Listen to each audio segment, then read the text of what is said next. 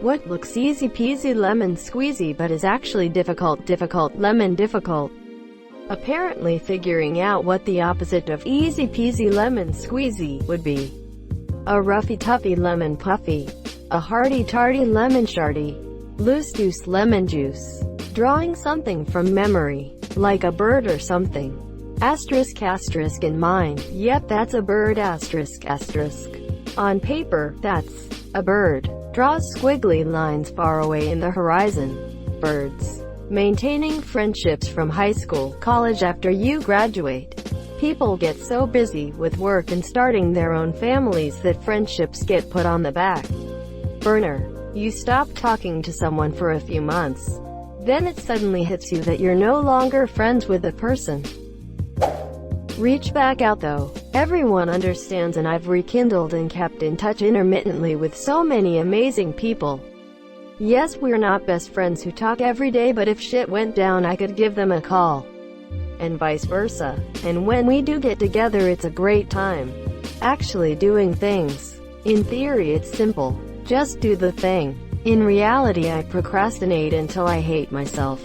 Self-discipline is the single hardest skill to master in this world that makes it easy to just not digging. Anytime it's shown in movies or TV it looks easy AF, but the second you have to grab the shovel and break dirt, blah. Here, just let me dig up this 6-foot deep grave with a shovel. Less than 20 minutes later, greater than, welp, all done. Beekeeping. You see videos of these old dudes in their veils and beekeeping suits and it makes it seem so relaxing and easy. Turns out that bees aren't so good at finding enough food on their own, and they can get sick really easy, and in the winter they can mold. Have you ever seen moldy bees? Sometimes they're not even dead. It's still worth it though. Edit. Thank you so much, fellow beekeepers. I didn't have time to answer a lot of the questions, and in looking through the questions, I saw a wonderful, beautiful community bringing awareness and knowledge. Also, obligatory thank you for the gold. I'm glad my plight with bees has garnered so much attention, and I really appreciate the insightful knowledge that is being shared here. Greater than, have you ever seen moldy bees? Sometimes they're not even dead. Wah, zombies. Edit. WTF, Reddit. I use a wheelchair and people usually don't believe me when I say that getting around can be difficult, because many of them think that pushing a wheelchair is easy. They literally tell me this. The thing is, when you use a wheelchair all day and it is basically your only means of transportation, it looks more natural. This becomes a problem when I point out accessibility problems. They often don't believe me because they see how I can navigate and assume that it's easy, just because *I* make it look easy. And your arms gotta be ripped by now. My arms went from flab to fab in the first 2 months I had to use my wheelchair. On the downside, my legs did the opposite. Doctors hate him for this one weird trick. Get absolutely shredded following this crash course. Fuck you duvet covers. Fuck you hard. Edit. Holy crap, I thought it was just me that had lifelong problems with the Monsieur Ribbon box, and massive thanks for the gold and silver. I get in the duvet like a mole and grab and pull until everything is layered pancake perfect, then I crawl out, finding the person I always saw myself falling in love with. Are you the person that person is going to fall in love with? Edit. Thank you for all the awards.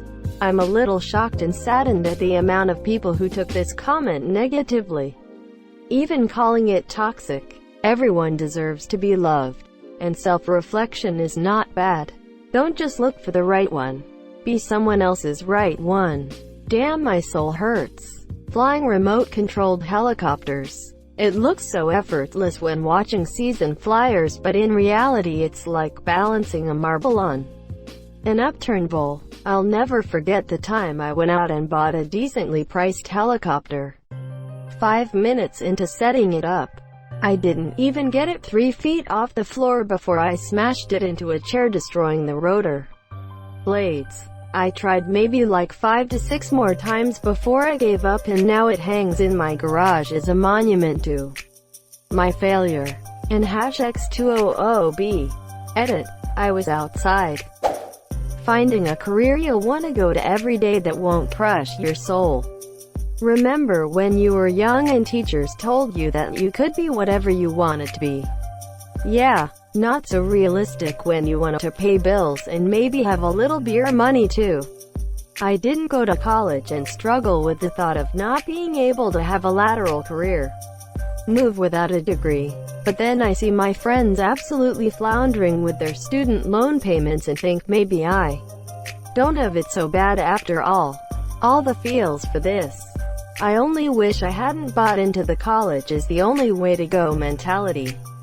By 21 my life goal was to not be miserable, and everyone assumed I was depressed as all hell, but this is what I meant as finding some sort of career where I didn't want to blow my head off just having to show up to work every day. One of the things I sincerely wish I had discovered earlier was that college doesn't guarantee that path. Took me 4 tries for a proper degree and the other try at a tech school to discover that what makes me happy is farming. Like, literally I was gifted a dozen chickens and was like this. The simple life. Digging in the dirt and raising animals, and it's hard, and so far I still struggle with the beer money, but I'm happy and I love my damn birds so much.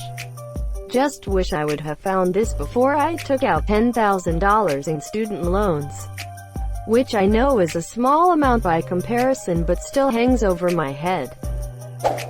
I went to college, grad school, got a PhD, and work in a senior role at a highly coveted company. I still don't feel happy. The one thing I've learned after all these years is that happiness is not defined by title or company affiliation or number of letters after your name. My resume won't be on my tombstone. But in many ways, I'm stuck because of the responsibilities I have now and all the people in my family and my profession I'm accountable to. I feel like I'll always be in the pursuit of happiness, rather than enjoying the moment I'm living in. A basic physical exam at the doctor looks like a simple look at the throat, listen to the chest, yep, they have a heart all right. When in actuality doctors spend thousands of hours practicing it so that when you come in with a murmur or funny-looking kid syndrome, they can recognize it immediately. And yes, there are entire class sections on how to respectfully ask your patient to turn their head and cough as you push on their balls. They're looking for hernias greater than, and yes, there are entire class sections on how to respectfully ask your patient to turn their head and cough as you push on their balls. I swear this isn't what it looks like. He's helping me study for a test, writing a post or comment on Reddit that gets recognition. No, it's like carpet bombing. Throw a lot out there. Some of them hit. My comment history is a zillion 1-point comments and the occasional 7,000 upvote hit. And frankly it's a lot less about my own cleverness and more about being positioned in a popular thread. Look up my top comment of all time to see what I mean. It was a quick smartass add-on to something someone else said, but it was in a great thread full of funny stuff. Folding fitted sheets. I've watched instructional videos that make it look so easy, but I always just end up with a crumpled up mess. And that's how it gets put away. The real trick is to only own one sheet. So as soon as it comes out of the wash you immediately put it back in the bed and never need to even attempt folding it. I have a modified version of this, where I change the sheets, let the dirty ones sit on my floor for a week, where my dog will sleep, then wash them as you repeat. The most common type of ghost is the one in a white sheet with waving arms. These are the spirits of people who died while trying to fold a fitted sheet. I take one of the pillowcases and jam the sheets and remaining pillowcase inside it. Now the set stays together and no folding. Making lemonade. Sure, squeezing one lemon is easy peasy. But do you know how much juice that makes? Not a lot. Fill in the rest with sugar, it's the American way. Or just use country time lemonade, there is nothing close to a lemon in it. Those captcha things on Google. I can honestly never read them and the website always thinks I'm a robot. Maybe you are a robot. Losing weight, changing habits is hard.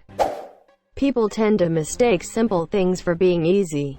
Writing a 250-word open-ended reflection where you're expected to be creative. All I want as a grad student is some goddamn structure and also a rubric.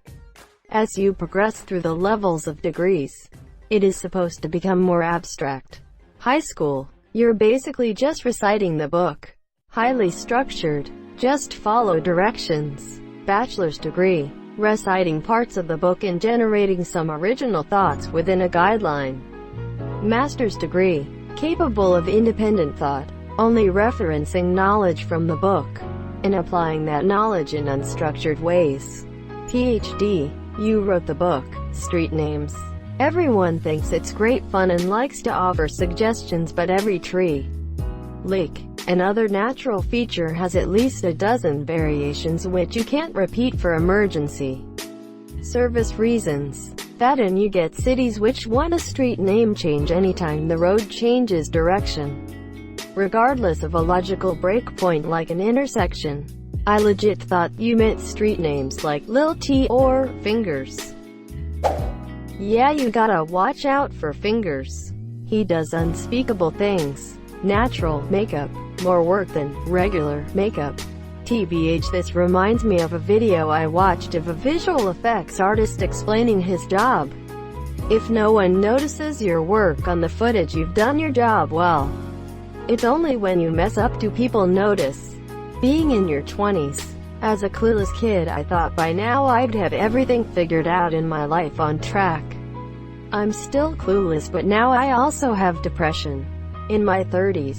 Still clueless. Whistling with your fingers. I did it once like 6 years ago and haven't been able to replicate it since.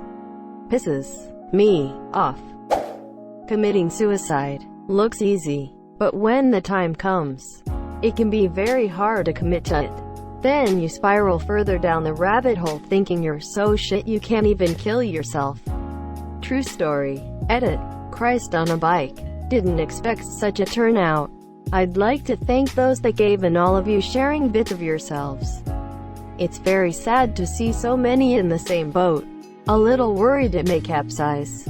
Thank you, Reddit. Hang in there. Not like that. Put the rope down. You've been great. Been there. Tried that. Drove to the hospital instead of going through with it.